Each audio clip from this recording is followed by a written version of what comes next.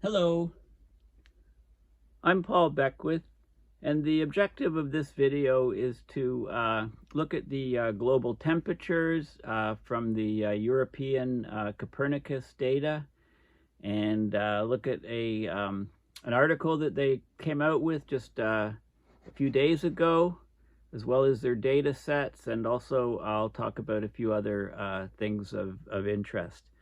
So that's the point of this video, and I'll probably try to keep it fairly short. So on Twitter, make sure, I still use Twitter/X quite a bit. It's a good way to get information from people, to get information to people. This is a video I just did about the shocking North American winter warmth, how it blows away previous records. So for December, January, February, Canada was the warmest ever, 5.2 Celsius above average. The US was warmest ever as well, 3 degrees Celsius above average. So keep those things in mind as I talk now about the global situation. But before I do that, just keep an eye out on Dr. James Hansen and his Columbia website. I notice he hasn't posted anything since January 12th, so this is good, because every time he posts something I have to do, it's a requirement that I do a video on his communication. And this is also good because it means I'm sure that the publishers of his book, Sophie's Planet, have been cracking the whip and telling him, hey, ever going to get this book out? So I think that's why we haven't seen any posts. I think he'll announce, hopefully fairly soon, that his book has gone to the publishers. Sophie's Planet, so keep an eye out for it. Remember his book, Storms of Our Grandchildren, which was an awesome book, came out a decade ago or so now, I'm guessing. I want to talk about this article, which just came out in Futurism, The Bite. Scientists terrified by how the climate is falling apart. Okay, so this is by Bill McGuire. Okay, he's University College London geophysical and climate hazards professor. His focus was on volcanism, I believe, but he's written a book as well, or at least one book, and he's talking a lot more about climate change these days. Here's a quote: "If the fracturing of our once stable climate doesn't terrify you, then you don't fully understand it." I don't know if you remember back to some of my work from a couple of years ago. I talked about the jet streams as being fractured and broken. Well, that's led to a climate that's fractured and broken. So this is a good article. I relate to this. We're staring down the barrel of an impending climate crisis, and according to Bill McGuire, we should be absolutely terrified of what's still to come.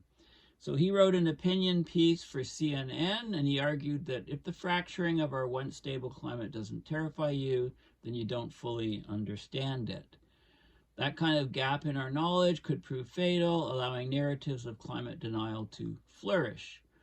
So this is very true. While those of us working in the climate science field, and that I would include people that are subscribers to my channel here, and also subscribers maybe to Climate Emergency Forum, the channel I do with others. For those, we know the true picture. We understand the implications for the world, but most people don't. And that's a problem. It's a huge problem. If policymakers, governments, etc., corporate leaders don't understand this problem. After being stonewalled by politicians and corporations who are unwilling to take action rapidly enough to stymie emissions as the science demands, McGuire argues that scientists are forced to rouse the public to try and force through the enormous changes required to curb global warming, which of course is easier said than done. So we're seeing record-breaking ocean temperatures, melting glaciers, Atlantic Ocean currents that appear on the verge of collapse. So scientists are becoming more and more desperate. More than 15,000 scientists across 161 countries co-signed a paper that argued that life on planet Earth is under siege, and a global disaster of epic proportions may await us at the end of this century. So end of this century, take that with a grain of salt, this date under which, you know, we're experiencing a global disaster of epic proportions is moving further and further closer to the present, away from the end of the century. But the harsh realities of a deepening environmental crisis may end up alienating the public, leaving them frozen like a rabbit in headlights, as McGuire wrote in his opinion piece. Now, there's lots of rabbits in my neighborhood, and I take Newton around in the neighborhood, and he sees these rabbits, and Newton freezes and looks at the rabbit, and the rabbit looks at him. And that just happened today. There was a rabbit just off the sidewalk. It was less than, I would say, about 5 feet from Newton. And Newton froze, and the rabbit didn't even notice him. Finally, Newton makes his move and lunges, and the rabbit is always much quicker and takes off. Now, I have no idea if Newton caught one, I'd feel very bad, but I don't think there's that much chance of that. So I don't know. I mean, as far as I see, rabbits don't freeze in headlights. Rabbits are very nimble, and they'll run quickly to escape danger. So, but anyway, that's a bit of an aside. The best alternative is to give the public the unvarnished truth, and that's what I've been trying to do for years and years of my climate communication to people, mostly through these videos. This isn't a matter of scaring or not scaring people, but of informing them. As a climate scientist, it's my duty. He's not really well, I guess he's more of a climate scientist now than any other scientist. It's my duty to tell you about what is happening to our world, whether it engenders fear or not. And I've sort of lived by this credo for many, many years. However, researchers also have the duty to communicate these drastic changes in our climate without inducing a feeling of hopelessness in order to encourage collective action. Well, you know, yeah, you just say it like it is. Fear is very much part of the equation. But instead of relying on sanitized versions of the truth, informing the public of the cold, hard facts could end up being transformative. The bottom line is that many things in life are scary or worrying, from going to the dentist. I actually did that today. I had an issue over the weekend, and, you know, a rough tooth. I thought maybe an old filling had gone out. So I went to my dentist's office at 12:30 today, and the receptionist said, well, wait, the dentist is back in at 1. At 1 o'clock, he sees me, and then he spent the next half hour giving me a new filling. And he gave me a break on the price because we were talking about climate change and the warmth and so on. And he says, don't send me a bill. I'll just cut a discount on your visit. So there you go. So from going to the dentist to noticing a potential sign of cancer, but ignoring them almost invariably results in something far worse happening down the line. So climate change is no different. Anyway, this is an excellent article. Hopefully we can get Bill McGuire on our show Climate Emergency Forum soon. My channel is just, I reserve it. I don't interview people on my channel. My channel's just to look at the science and papers and just talk to you about what I think, you know, go on rants, etc. So I work with the Climate Emergency Forum people. It's a completely volunteer group. And we interview lots of people. We've interviewed McGibbon recently, Jennifer Francis, and we're interviewing Bill McGibbon in a week or so. So we're getting more and more good people. So, you know, well-known people, all the people are good, but more and more famous people. And the more famous people we get, the more likely we can get other famous people to say yes and have them on the channel. So that's CEF, or Climate Emergency Forum. Okay, so I'm talking about what's the temperatures. So here's temperature anomalies for North America. This is from Environment Canada. You can see the different years here. So we got, this is 2023 right here. 2024, look at this, all this red. 2014 to it's a 10-year record. It cycles through and shows the temperature anomalies for December, January, February in Canada relative to The 1991 to 2020 climatology, right? It's always a 30-year period. It's the most recent 30-year period. I mean, this is just unbelievable warmth across Canada. I talked about that in my last video.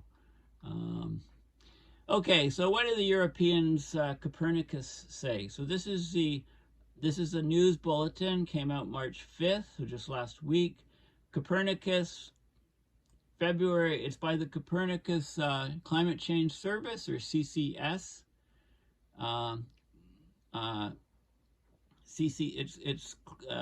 It's CCCS, I believe. No, C3S. Copernicus Climate Change Service, okay? February 2024 was globally the warmest on record. Global sea surface temperatures at a record high. So this is the surface air temperature anomalies. Very hot North America, very hot Europe. Here's a focus on Europe here. This is the temperature. The anomalies up, the scale goes up to 12 degrees Celsius above normal. Okay, so this is, so there's monthly bulletins by these people. And this is the global daily surface air temperature anomalies. And you can see 2023, you know, we passed the 1.5 level, you know, somewhere here, it dipped below. This is relative to the 1850 to 1900 numbers, so it relates directly to the 1.5 and 2 degrees Celsius in the IPCC reports, because this is the baseline that they use, not 1750, which is about 0.2 degrees colder or so than this baseline. So you can see, you know, pushing above 1.5 for most of 2023, and it's continuing into 2024. Okay, so which is the white curve. Okay, so what happened? Well, February 2024 was the warmest February on record globally. The average surface air temperature was 13.54 degrees Celsius, which is 0.81 above the 1991 to 2020 average for February, and 0.12 degrees Celsius above the temperature of the previous warmest February, which was in 2016. So 2015-2016 was a very, very powerful El Nino, and even that record was broken this year with a less powerful El Nino, but on top of the global warming trend. This is the 9th month in a row where the warmest on record, that was the warmest on record for the respective month of the year. And you can see that each of these months here is higher than the previous record, going back about the 9-month period. The month was 1.77 Celsius warmer than an estimate of the February average for 1850 to 1900. Okay, 1.77, that's February, you know, so it starts here and ends here. Take the average, 1.77, okay, which set a record. The global average temperature for the past 12 months, so that's March 2023 to February 2024, is the highest on record, 0.68 above the 1991 to 2020 average, and 1.56 above the 1850 to 1900 average. So if you'll recall, all of 2023 was about 1.5 or so above the 1850 to 1900 pre-industrial. Well, that number's only gone up with the sliding average going from March of last year to February this year inclusive, 1.56. The daily global average temperature was exceptionally high during the first half of the month, reaching 2 Celsius above the 1850 to 1900 levels on 4 consecutive days. And you can see that right here, passing 2 degrees Celsius on 4 consecutive days, February 8th through 11th of this year. European temperatures were 3.3 Celsius above the 1991 to 2020 average for February. Okay, you can compare those numbers to the North American numbers that I talked about, although this is just for February. The numbers I talked about were more for, well, the U.S. was 4.1 degrees Celsius above the average. But again, you got to look at the baseline, right? They use the 1991 to 2020 climatology. Outside Europe, temperatures were above average in northern Siberia, central and northwest North America, etc., other places. And you can actually just look on these maps to see where that was the case. El Nino continued to weaken. It might actually shut off around mid-year, and it could possibly even switch to a La Nina. But marine air temperatures are, in general, at unusually high levels because the sea surface underneath, the sea surface temperatures are crazy. The average global sea surface temperature, SST, for February 2024, between 60 degrees south and 60 north, was 21.06, the highest of any month in the data set. Okay, the previous record was in August 2023, which was 20.98, so it blew ahead past that. And this is a very important metric for climate change, for global warming. The average daily sea surface temperature reached a new absolute high of 21.09 at the end of the month. Okay, so here's the Boreal Winter temperature highlights. When we say Boreal Winter, we're talking about meteorological winter, if you like. It's from December of 2023 to February of 2024 inclusive. Okay, so for those 3 months, it was the warmest globally, 0.78 above the 1991 to 2020 average. European winter temperatures, second warmest, and so on. So there's lots of data here. This is the sea surface temperature. This is 2024. The red is 2023, and you can see it's just on a tear, hitting record levels. If you want to expand all of these or download them, you can just click on here to get the original images in larger scale. This is sea surface temperature percentiles. The reference period again, the climatology, 30-year average, 1991 to 2020. You can see the warmest here and actually the coldest here. So look at this contrast here. Warmest here, actually cold, pretty cold here. This is a bad sign because the Gulf Stream, the ocean currents come up here, go across. This is the Gulf Stream. The Gulf Stream is slowing down. You'd expect the warm water not to be there, so cooling in this area. And so this, I think, is very indicative that we're facing a an ocean current shutdown sooner than we would think.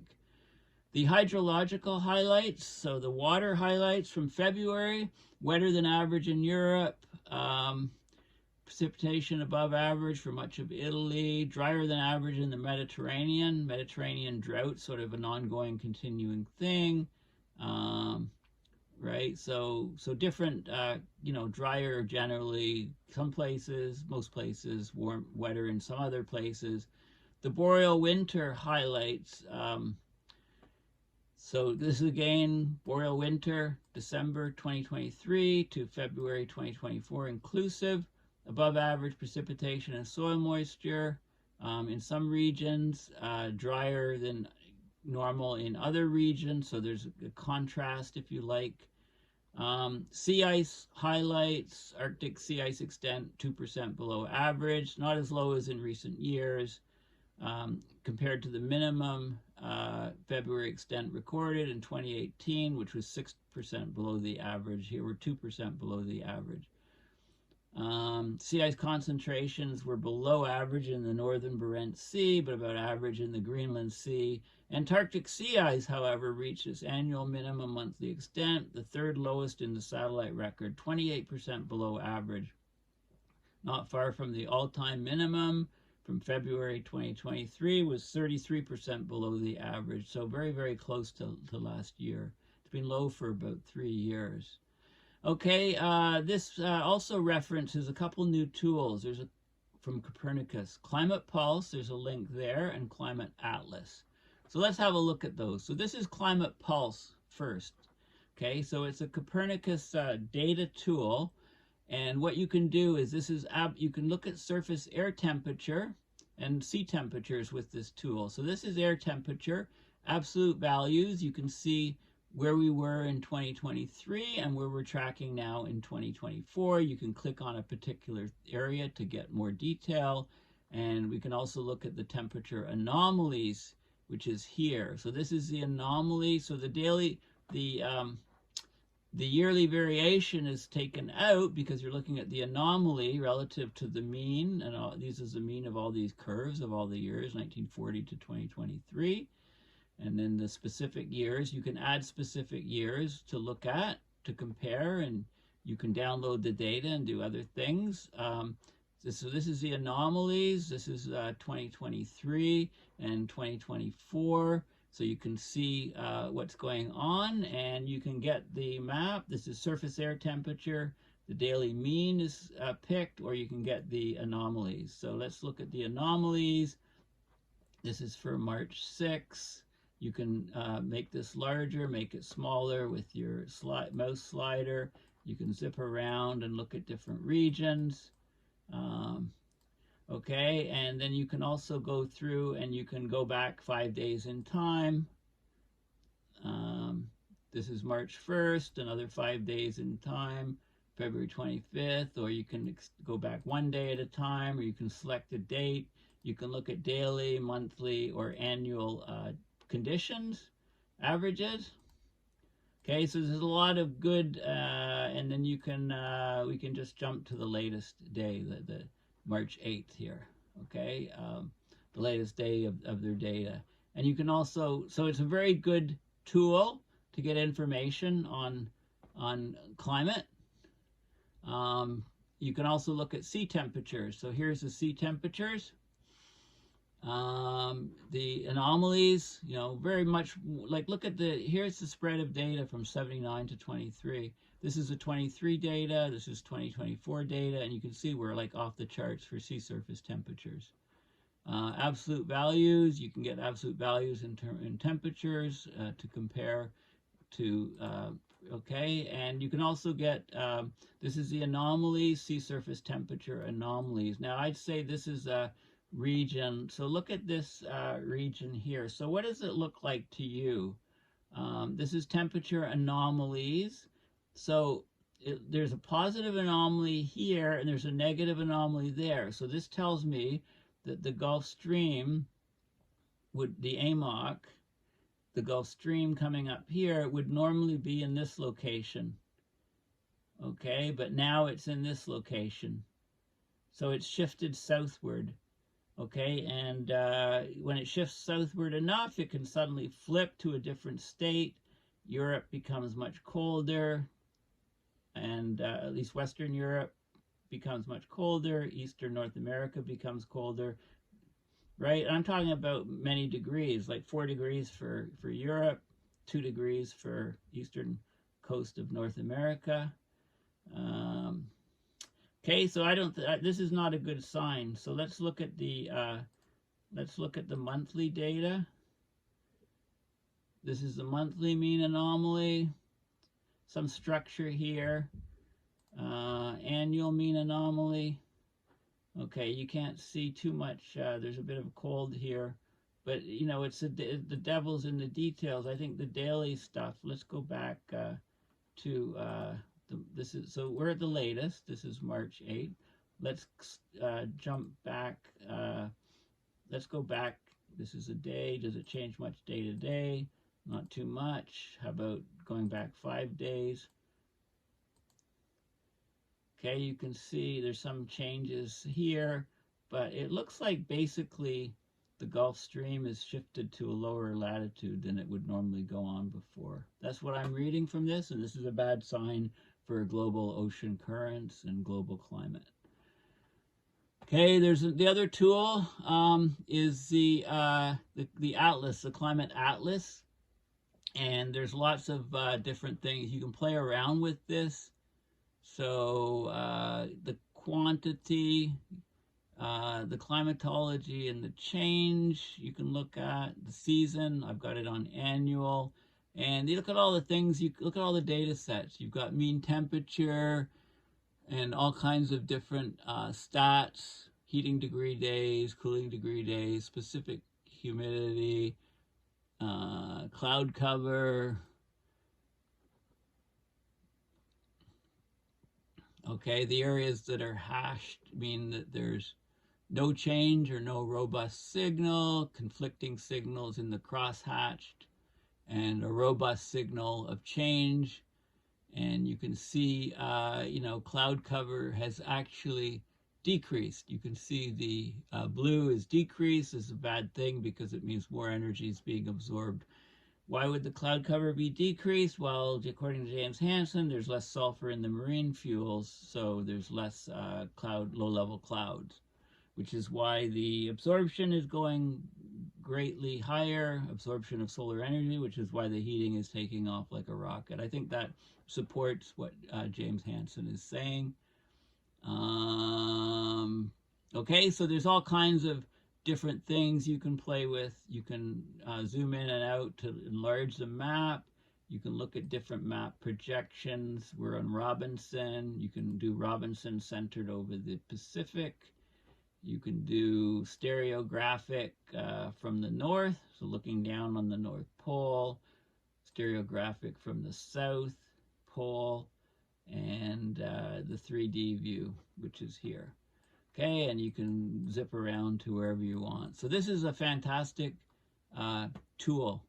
Loads of different things you can select and play with to give you more information on what's going on with our climate. So thanks for listening. Please consider going to my website, paulbeckwith.net, and donating to my PayPal account to support my research and videos. And thanks again, and bye for now.